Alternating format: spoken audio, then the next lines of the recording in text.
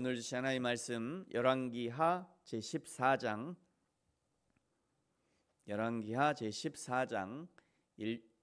15절부터 29절까지 말씀입니다. 23절, 24절 두 구절, 우리 두 구절만 같이 읽겠습니다. 시작. 유다의 왕 요아스의 아들 아마샤 제15년에 이스라엘의 왕 요아스의 아들 여로보암이 사마리아에서 왕이 되어 41년간 다스렸으며 여호와 보시기에 악을 행하여 이스라엘에게 범죄하게 한 느밧의 아들 여로보암의 모든 죄에서 떠나지 아니하였더라. 아멘. 네, 어제 14장의 전반부에서는 요아스의 아들 아마샤가 유다의 9번째 왕이 되었습니다. 아마샤는 그의 아버지 요아스처럼 성전을 보수하고 일꾼들에게 정상한 임금을 지불하고 또 제사장들이 제사장의 사역에 전념하게 했던 아버지의 길을 따라했지만 그러나 한 가지 아쉬운 점이 있었는데 산당을 제거하지 않았다라고 지적하셨습니다. 다시 한번 말씀드립니다. 남유다의 왕들이 산당을 제거하지 않은 것은 하나님 보시기에 매우 위험한 일이었습니다. 왜냐하면 그것이 곧 여호와 신앙의 타락, 우상 숭배와 연결이 되었기 때문입니다.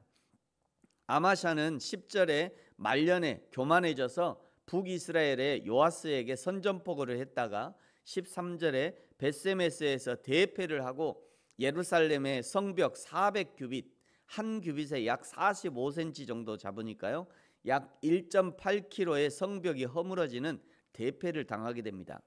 15절의 아마샤의 이야기도 이스라엘 왕 역대 지략, 역대 왕들의 역사 기록에 기록되지 않은 부끄러움을 당하게 됩니다.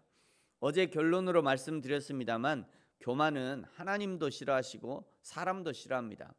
하나님은 교만한 사람을 결코 용납하지 않으시고요, 사람들 중에도 교만한 사람을 좋아하는 사람은 세상에 많지 않습니다. 17절부터는 아마샤의 죽음의 기록입니다. 19절에 보시면요, 예루살렘에서 무리가 아마샤를 반역했는데 그가 라기스로 도망했는데 거기까지 사람들, 즉 암살단을 보내서 아마샤를 죽이게 됩니다.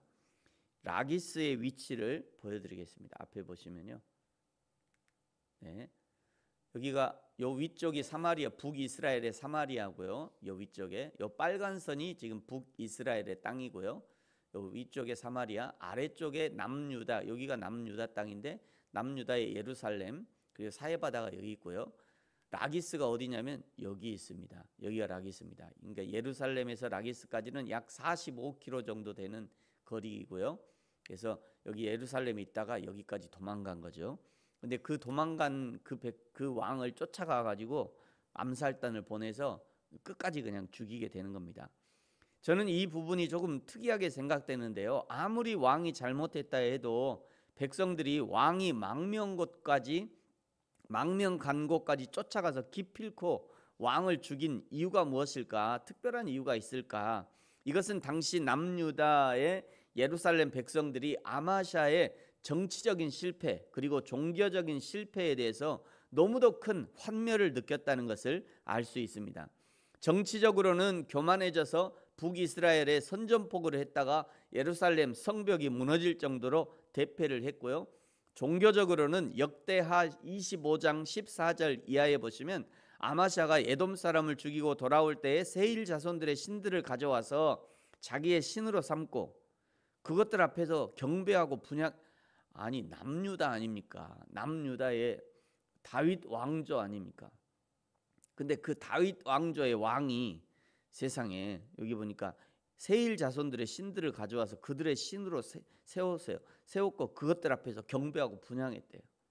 15절에 그러므로 여호와께서 아마샤에게 진노하사 한 선지자를 그에게 보내시니 그가 이르되 저 백성의 신들이 그들의 백성을 왕의 손에서 능히 구원하지 못하였거늘 왕은 어찌하여 그 신들에게 구원하일까 하며, 이런 상황이에요. 이런 상황이라 백성들이 쫓아가서 라기스가 도망간 거를 거기까지 쫓아가서 결국은 암살하게 되는 거죠. 이렇게 정치적으로도 실패하고 종교적으로도 타락한 아마샤를 남유다의 백성들, 다윗 왕조를 이어오는 남유다의 백성들이 용납할 수 없었던 거죠. 이것이 아마샤가 암살을 당하게 된 계기입니다. 여러분, 우리도 하나님 아닌 것에 마음을 뺏기려는 유혹을 주의해야 합니다. 이 눈치 저 눈치, 이리 기웃 저리 기웃, 여기 복이 있는가 저기 복이 있는가, 그러다가 몸도 마음도 타락하고요, 이상한 신앙으로 전락하게 되는 겁니다. 오직 여호와 하나님만 섬겨야 합니다. 오직 여호와 하나님 한 분으로 만족할 수 있어야 합니다. 21절에 아마샤가 죽고 우시야라고 불리는 아사랴가 왕이 됩니다. 여기 아사랴에 동그라미를 하시고 남십 이렇게 표시해 두시면 남유다의 10번째 왕 이런 의미고요. 혹시 또 여백이 있으면 거기다 우시야 이렇게 써두십시오. 여기 아사랴는 나중에 우시야라고도 불립니다. 우리가 보통 남유다의 그 왕들의 연보에는 아사랴가 아니라 우시야로 표시하게 됩니다. 22절에는요, 남유다의 10번째 왕 아사랴 우시야가 엘랏을 건축해서 유다에 복귀시켰다라고 나오는데요. 이 엘라의 위치를 보여드리겠습니다. 조금 더 이제 확대해서 보면요, 지금 이렇게 당시에 세계가 이렇게 됩니다. 여기에 에돔이 있고요, 모압이 여기 있고, 블레셋이 여기 있었고요. 여기가 남유다고, 블레셋 아까 라기스 봤죠. 이집트가 여기 있고요. 출애굽하는 여기가 아카바만, 수에즈만, 우리가 아는 수에즈만이죠. 여기가 수에즈만, 여기가 아카바만. 이쪽에 이제 사우디아라비아가 이쪽에 있고요. 여기가 이집트가 있고요. 여기도 여기도 이집트 땅이죠. 지금도요. 그래서 요렇게 요게 이제 그 출애굽 과정이죠. 출애굽 과정. 그래서 여기서 여기까지는 한 2년밖에 안 걸렸습니다. 원래는 이렇게 가면 한 14일 정도 갈 수 있는데 이것을 안 가고 이제 하나님이 빙글빙글 돌리신 거죠.